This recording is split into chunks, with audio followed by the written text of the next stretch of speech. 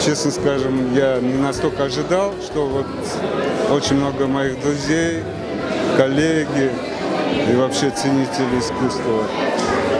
Это редко здесь такое бывает, но я уже подумал, что, оказывается, ну, что-то я стоящее делаю.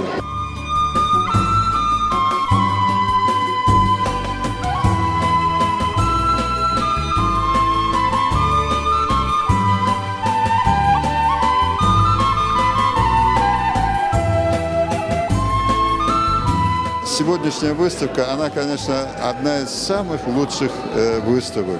Он здесь мастерски соединил все свои периоды начального, там, 90-го года, где-то такого национального романтизма, потом средние, там, вот, десятилетия. И вот последние, вот эти пленэрные работы, он тоже мастерски смог переработать, и все эти периоды органично слились, и он сохранил цельность как художника. И меня это поражает. Я радуюсь этому. Очень хорошая выставка, яркая, праздничная. Мен өзім әрдайым шуны düşünем де, бүгін мына япай жатырмын деймін де, сон ярын не болacak, бұл кімге керек болacak деп düşünем де, и я сам себе, так сказать, немножко кислород перекрываю.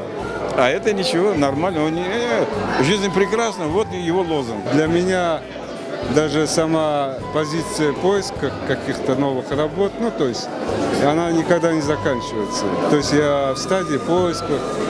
Это интересно для художника, потому что поиск – это новое мышление, новые какие-то находки. То есть это для меня всегда останавливаться я не хочу.